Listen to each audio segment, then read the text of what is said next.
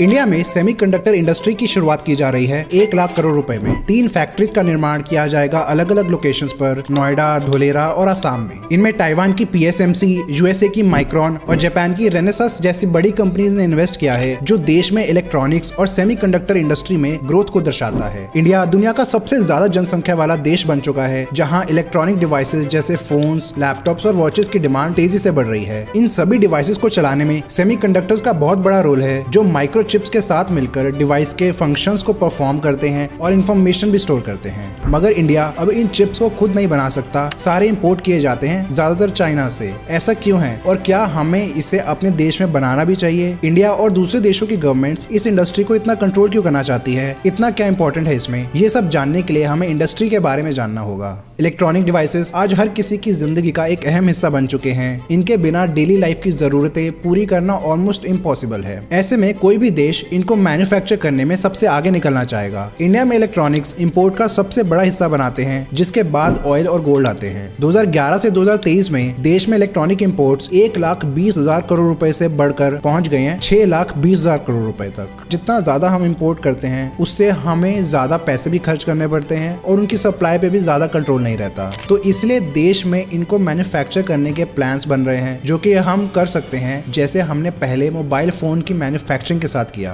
आज इंडिया दुनिया का second largest mobile phone manufacturer है, जहां 200 से ज्यादा फैक्ट्रीज मौजूद हैं, जो कि पहले 0 थी। इलेक्ट्रॉनिक्स में हर टाइप का डिवाइस आता है जो इलेक्ट्रिक करंट को कंट्रोल और मैनिपुलेट कर सकता है। इसमें अलग अलग कंपोनेंट्स जैसे चिप्स, ट्रांजिस्टर्स और सेमीकंडक्टर्स वगैरह को यूज करके करंट को कंट्रोल किया जाता है। सेमीकंडक्टर्स ऐसे मटेरियल्स को कहते हैं जो कंडक्टर से कम और इंसुलेटर से ज्यादा करंट पास होने देते हैं। ये काफी वर्सेटाइल होते हैं। इनमें कुछ इंप्योरिटीज डालकर इसकी कंडक्टिंग प्रॉपर्टीज को पूरी तरह से बदला भी जा सकता है, जैसे करंट को सिर्फ एक डायरेक्शन में फ्लो करने देना। इससे लाइट भी प्रोड्यूस किया जा सकता है और सनलाइट से इलेक्ट्रिसिटी भी प्रोड्यूस की जा सकती है। बहुत यूजेस होते हैं सेमीकंडक्टर के हमारी डिवाइसेस में। आज सेमीकंडक्टर इंडस्ट्री को कुछ ही देशों की कंपनीज डोमिनेट करती हैं, जैसे USA, Taiwan, south Korea, Japan, Netherlands और UK। इनमें से अकेला ताइवान ही दुनिया के लगभग 60% सेमीकंडक्टर्स बनाता है। TSMC जो एक ताइवानीज कंपनी है, इसका अपना शेयर ही 50% के करीब है। इस ग्राफ में अभी की सारी मेजर सेमीकंडक्टर कंपनीज हैं, उनके मार्केट कैपिटलाइजेशन के अकॉर्डिंग। ये सारी अमेरिकन कंपनीज हैं, ये दोनों डच, ये साउथ कोरियन, TSMC ताइवानीज, बाकी जापानीज और ब्रिटिश।